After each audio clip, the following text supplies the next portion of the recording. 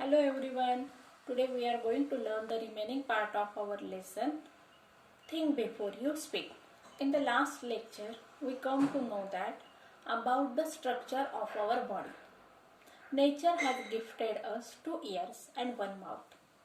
Means nature or God wants to tell us or wants to give a advice that man should hear much and speak less. If he wants to tell us that man should speak more and listen or hear less, then he should have gifted us two mouth and one ear. But how and the poet and the writer imagines tell us that imagine that how would we look if we have gifted two ears and two mouths and one ear in the middle of our face. Then again writer tells us that when we speak the words have to pass the two walls, the walls of our teeth. But our ears are always open all the time. So we have to hear more and speak less. Again, the writer gives us the example of one young man. Once a time, he spoke a bad words to his friend, and that words hurt that man's friend. So he came to meet his teacher. His teacher advised him to write the words which he had spoken to his friends. And then his teacher advised him to tear that paper and throw that bits of paper out of the window. And after some time he told him or ordered him to go and collect that piece of paper. But the young man did not able to pick up a single piece. So teacher advised him that this is same thing happened with the words. When you torn the paper into a little pieces, but you can't able to collect the pieces. In the same way, when you spoke the words, then you can't take it written. So speak before you think before you speak. बघा विद्यार्थ्यांनो, आपण नवीन lesson सुरू केलेलं आहे. आपल्या लेसनचं नाव काय, think before you speak. आता या लेसनमध्ये रायटरने आपल्याला आपल्या शरीराची जी रचना आहे, विशेषतः चेहऱ्याची, त्याच्याबद्दल माहिती सांगितलेली आहे. आता ब्रिटिश स्टेट्समन जे आहेत बेंजामिन डिसरेली यांनी काय सांगितलं की माणसाने कमीत कमी बोलावं आणि जास्तीत जास्त ऐकावं. आणि याच्यासाठी माणसाच्या शरीराची रचना कशी आहे म्हणजे बघा, आपल्याला दोन कान दिलेत आणि एकच तोंड दिलेलं आहे. तर दोन कान देण्यामागचा उद्देश काय, मग माणसाने जास्तीत जास्त ऐकायचं आणि कमीत कमी बोलायचं. पण या ठिकाणी होतं उलट, माणसं कमीत कमी ऐकतात आणि बोलतात जास्त. मग त्या ठिकाणी नेक्स्ट पॅसेजमध्ये रायटरने काय सांगितलेले की आपल्याला जे बोलायचं असतं ते आपल्याला बोलण्यापूर्वी काय करावं लागत असतं, आपल्या मुखातून शब्द बाहेर पडण्यापूर्वी त्याला दोन ज्या वॉल आहेत, आता दोन वॉल कुठल्या आहेत, मग आपल्या टीथच्या वॉल, आपल्या दातांच्या या दोन भिंती आहेत, त्या भिंतीतून शब्दांना बाहेर पडावं लागत असतं. पण या ठिकाणी कानांचं तसं असतं का नाही, कानातून शब्द आपल्याला कायम ऐकू येत असतात. कानाला काही दरवाजा नाही आहे, ज्या पद्धतीने आपल्या तोंडाला दरवाजा आहे पण कानाला दरवाजा नाही आहे. मग यानंतर रायटरने आपल्याला एक स्टोरी सांगितलेली. एक यंग मॅन असतो की जो एकदा आपल्या मित्राला काहीतरी वाईट साईड बोलतो आणि त्यानंतर मग त्याला पश्चाताप होतो की आपला मित्र आता आपल्याशी बोलणार नाही. त्यानंतर मग तो यंग मॅन काय करतो, आपल्या आध्यात्मिक गुरु यांच्याकडे जातो आणि गुरुजींना सल्ला विचारतो. मग गुरुजी काय करतात, त्याला एक पेपर देतात आणि एक पेन देतात आणि सांगतात की बाबा तू जे काही बोलला आहे ते या पेपरवर लिहून काढ. आणि त्याने सगळं काही त्या पेपरवर लिहून काढतो. त्यानंतर मग गुरुजी त्याला सांगतात की आता या पेपरचे छोटे छोटे तुकडे करून खिडकीच्या बाहेर फेकून दे. नंतर तो विद्यार्थी किंवा तो शिष्य गुरुजींनी सांगितल्याप्रमाणे तसंच वागतो. काही वेळाने काय होतं, गुरुजी त्याला सांगतात की आता जाऊन ते सगळे पेपरचे जे छोटे छोटे तुकडे आहेत ते जमा करून आण.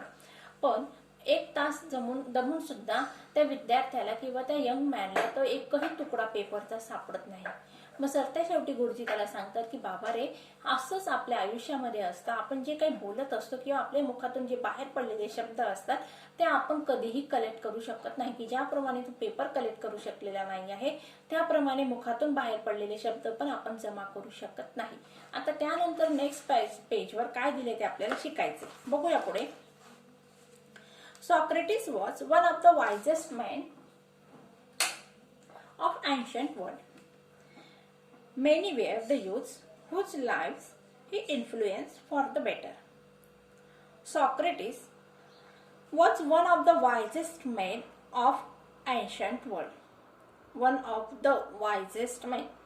वाईज हे ॲडजेक्टिव्ह आहे, त्याला EST लागलेला आहे आणि त्याचबरोबर द हे आर्टिकल आलेलं आहे, म्हणून हे वाक्य कुठल्या डिग्रीचं आहे? मग सुपरलेटिव्ह डिग्रीचं वाक्य आहे. मग आता या ठिकाणी काय सांगितले बघा, Socrates was one of the wisest men. अनेकांपैकी एक असा हुशार असा सॉक्रेटिस होता. पुरातन काळातील हुशार असा तत्वज्ञ असा व्यक्ती होता. मेनी वेअर द युथ्स, खूप असे जे तरुण लोक होते त्यांचं आयुष्य सॉक्रेटिसच्या विचारांनी काय झालेलं होतं? प्रभावित झालेलं होतं. बघूया पुढे. Socrates counsel his disciples to keep their mouth shut and speak only when absolutely necessary. आता सॉक्रेटिस कन्सोल म्हणजे काय? ॲडवाइस. तो आपल्या शिष्याला नेहमी सल्ला द्यायचा की बाबांनो, डिस्पल्स म्हणजे काय? शिष्य. To keep their mouth shut, त्यांनी त्यांचं तोंड बंद करायचं. And speak only when absolutely necessary, आणि कधी बोलायचे की ज्यावेळेस खूप अत्यंत निकट आहे त्यावेळेसच बोलायचं आणि इतर वेळी आपलं तोंड कायम बंद ठेवायचं. O wise one, how may we know when it is right to speak, they ask him.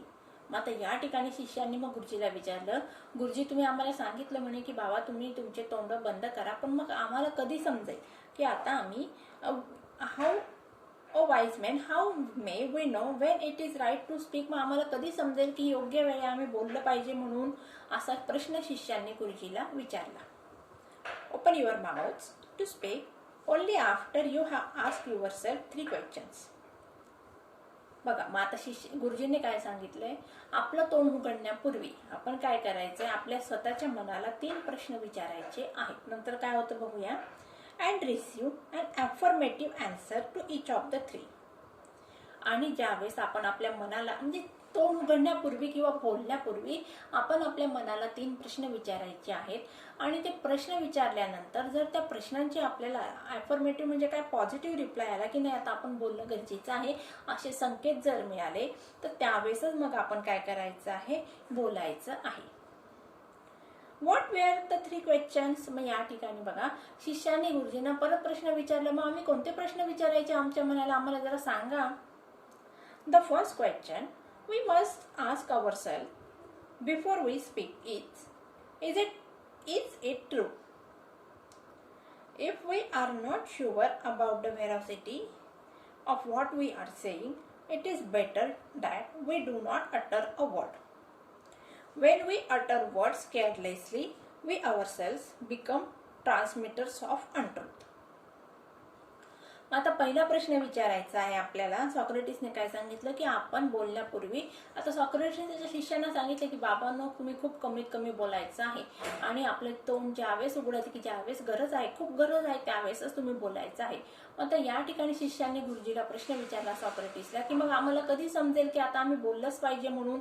मग या ठिकाणी गुरुजी सांगतात की तुम्ही आपल्या मनाला बोलण्यापूर्वी 3 प्रश्न विचारायचे आणि ते 3 प्रश्नांचं जर तुम्हाला पॉझिटिव्ह किंवा होकारार्थी उत्तर मिळालं तरच तुम्ही बोलायचं आहे.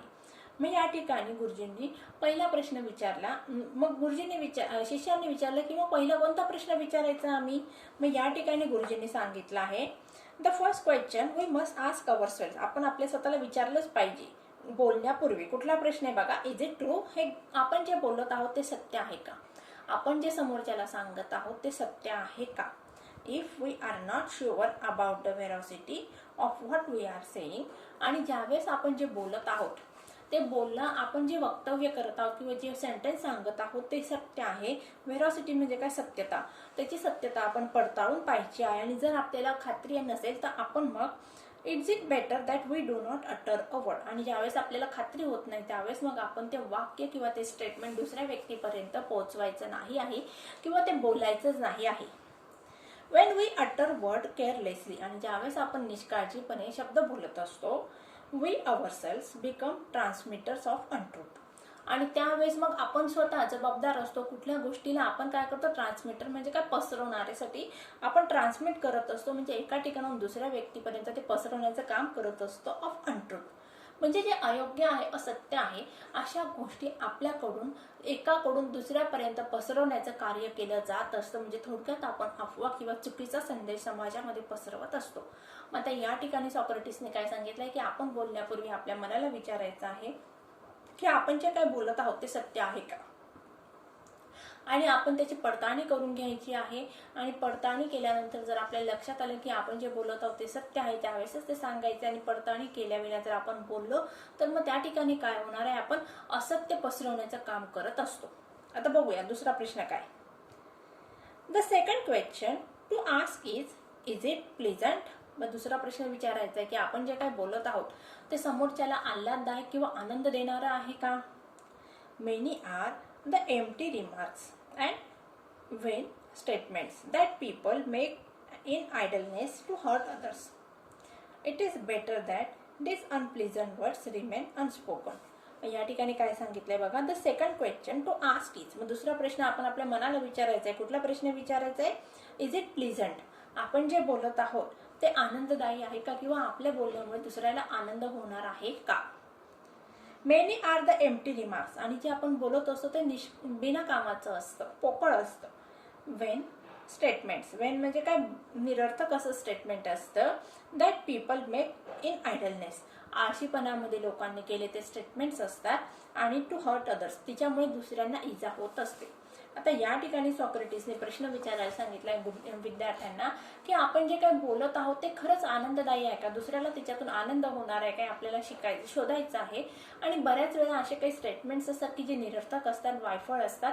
आणि ते स्टेटमेंट अशा आळशीपणामध्ये बोलले गेलेले वक्तव्य असतात. आणि त्यामुळे दुसऱ्या माणसाला इजा होत असते, मेंटली तो हर्ट होत असतो.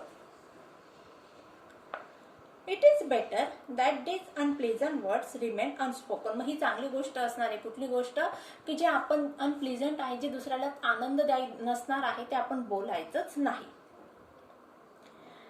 The third question according to Socrates is it useful. आता सॉक्रेटिसने तिसरा प्रश्न विचारलाय की आपण जे बोलत आहोत ते गरजेचं आहे का. पहिला प्रश्न काय विचारला, आपण जे बोलतोय ते सत्य आहे का. दुसरा प्रश्न विचारलेला आहे, आपण जे बोलत आहोत त्याच्यामुळे दुसऱ्यांना आनंद होणार आहे का.